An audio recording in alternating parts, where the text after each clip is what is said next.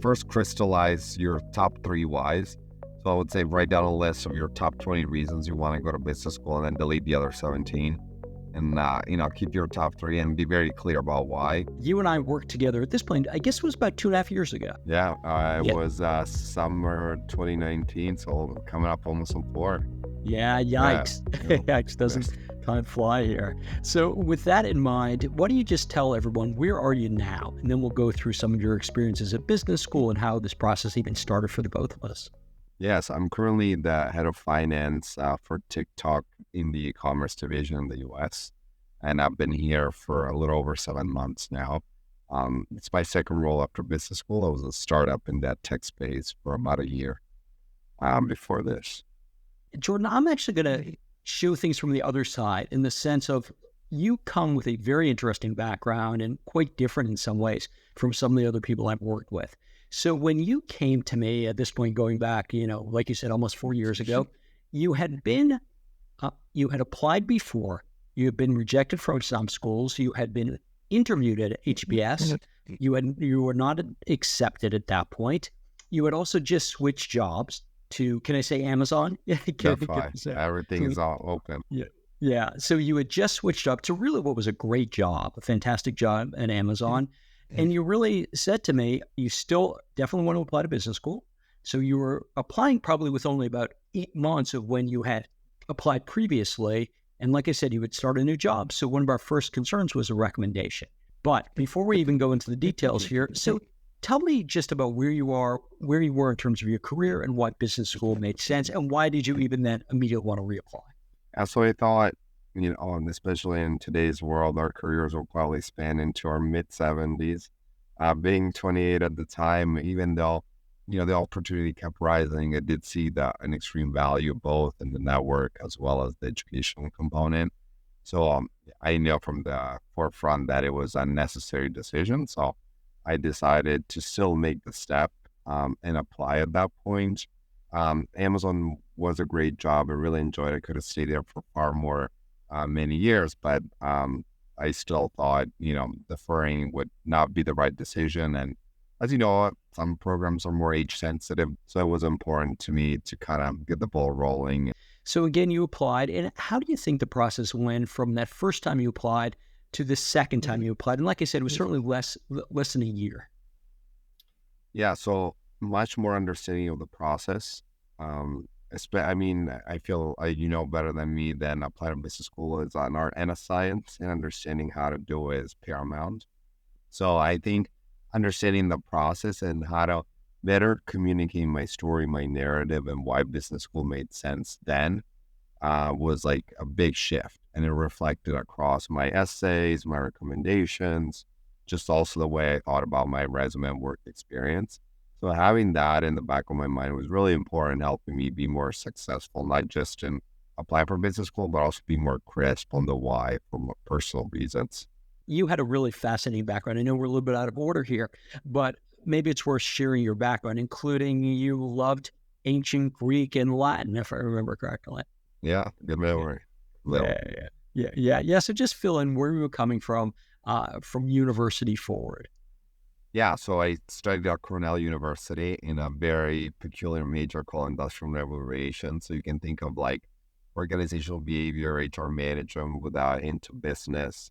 Very interesting major. And then I actually took some classes in the hotel school. And having lived in Las Vegas personally, I decided to kind of combine the hospitality twist with some of my residency. So I actually worked for Caesars Entertainment for almost 5 years in Las Vegas across operations, finance, analytics, a variety of different roles. It was very rewarding experience, highly complex business with multiple verticals. So it really gave you a good training ground to be a manager thereafter. I spent, after the 5 years there, I went to Amazon, working on Amazon Key, which was just growing at the time, and that scaled to an immense service. Even now, it's internationally launched with millions of households that have that service. So that's done well, and that's kind of been my pre-MBA journey.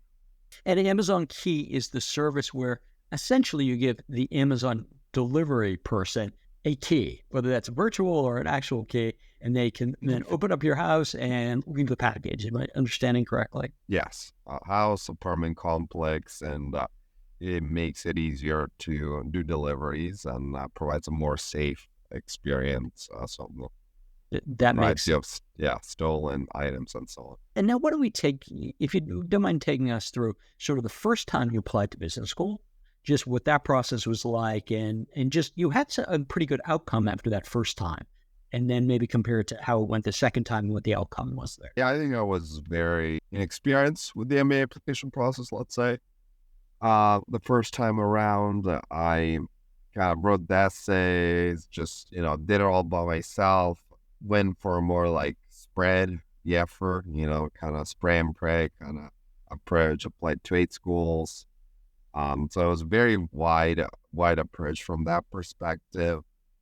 Didn't really think about connecting as much some of the pieces of the application. I was very, new to that process. So I think that obviously came across in the interviews, at times, because the only change year over year was like being better at the application, have a better story, and then obviously adding, 8 months or so at Amazon. I think one of the questions that we really had was what you can do as far as a recommender goes, because you really hadn't been at Amazon that long. How did you navigate that? Because I think in the end you did actually get a recommendation from Amazon.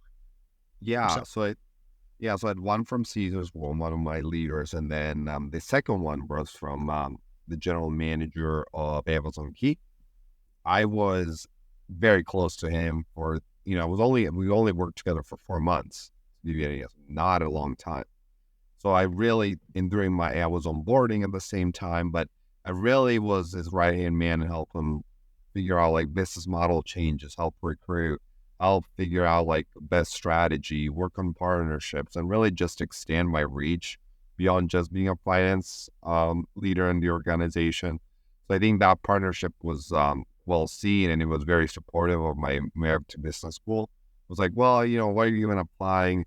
You just continue with your career. But overall, jokes aside, it was very supportive of it. And I think showing impact and showing your drive and your skill set and your talent is really what helps them make it a selling point. And everybody at Amazon was very supportive of the move in general. So, it was a very good experience. It's funny because up until really you as a client, I would always tell people you needed 2 years at your last job before you went to business school. I was always pretty explicit about that. And then you came along, and honestly, Jordan, from my perspective, I'm like, okay, we're going to give this a shot. History doesn't necessarily give me a lot of confidence. Yeah. Again, like you said, 4 months. But I think what we did effectively is we made it very clear you are going to business school for these specific reasons. And I think that really set you apart. And the fact you got so much support from Amazon was really something. Yeah. At one point I do want to make on that time, there's a lot of knowledge about like, length of stay at a workplace, but obviously with dynamic workplaces and your arrangement, I think a lot has changed. I think business schools have been kind of smart enough to pick up on that from that perspective. Just, because candidates are more diverse and want to try out different things before business school. And I think it's actually good instead of, doing 4 years at a thing and then applying directly to it. So just a thought on that. A little bit of a self-serving question here, but how do you think mbaMission helped you? How do you think I helped you? What was the biggest value you think that I provided? Yeah, so I think a lot of advice on how to think about my story, and even helped me understand some of the reasons that implicitly I baked in my applications of why I wanted to go to business school. Second thing is like helping me see that application as a whole piece of work, right? So I think there was a lot of like just blind spots that I had in how I put my resume together, how I approached my recommenders, how I thought about my essay. And third, also helping me a lot of like customizing, which is important in the application to do your school. And I think it's like dating. So it's like helping you be the best candidate that suits the school's profile while being true to yourself without being deceptive. And that's a very important art and skill that, is very important. And then I think more from a project manager's perspective, helping with timelines, how to pace things, number of edits for each of the different pieces. So I think that's like a very important skill that only somebody with like years of experience can really help you tailor in a proper way. So I think those two elements combined, it's kind of like the sum is, summing those two things were very instrumental in my success in the application process.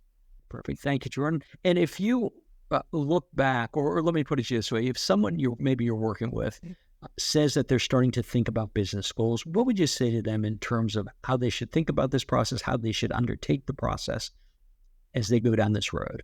Yeah, first crystallize your top 3 whys. So I would say write down a list of your top 20 reasons you want to go to business school and then delete the other 17. And, keep your top 3 and be very clear about why. And then I think the second thing, based on those whys, then triangulate which business school aligns best with that. It's very important that you have a school that matches your values and your ideas. Not every business school is the same. So I would say that. And then the second one is like, I always try to, even when people give me those reasons, try to dig at the core. Are you going to business school because you're unsatisfied with your current job? Then probably not a good reason. Are you trying to take 2 years off? Not a good reason. You can do it in a cheaper way than spending $250,000 into, to engage this. So I really want to make sure that the reason is innate, like self-development, or you want to achieve something, you want to improve something by yourself, or you have a goal that you want to do, not as a way to escape something that doesn't work in your career. So those are, once you've gone through that process and you've done the self-reflection, I think that's how you think about the decision. Now moving to applying, I would say I think about it as like a portfolio. So different pieces that come together as like a puzzle, and every piece should fit together perfectly to show a picture. Otherwise, you don't want to show up with a Picasso kind of deal to business school. I mean, my work, if it's very original, but I would say crystallizing how that portfolio looks is how to approach the